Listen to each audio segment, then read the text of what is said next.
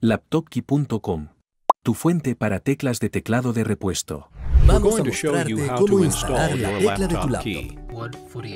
Instalaremos la tecla de tamaño normal.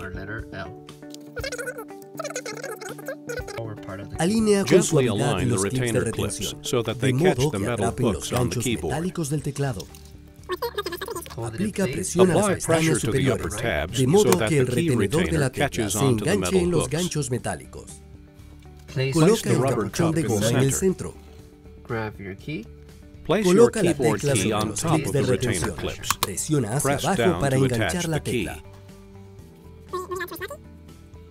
Ahora vamos a instalar la tecla pequeña.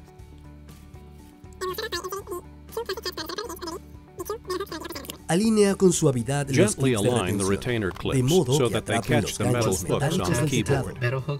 Aplica presión a las pestañas superiores, de modo que el retenedor de la tecla se enganche en los ganchos metálicos.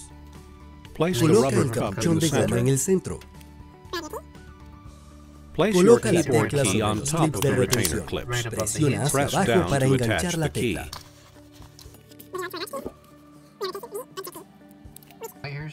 Ahora vamos a instalar la tecla grande.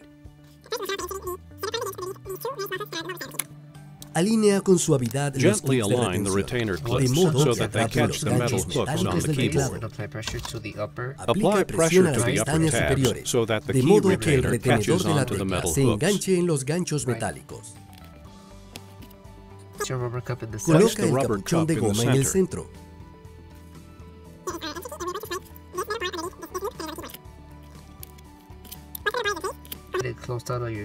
Coloca la tecla sobre los clips de retención. Presiona hacia abajo para enganchar la tecla.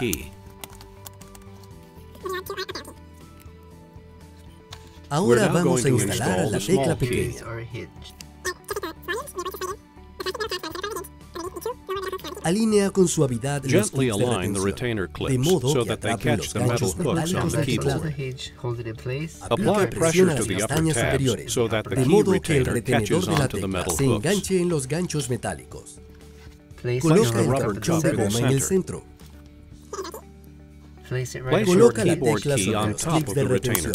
Presiona hacia abajo para enganchar la tecla. Eso es todo. Ya instalaste la tecla de tu laptop. Laptopkey.com.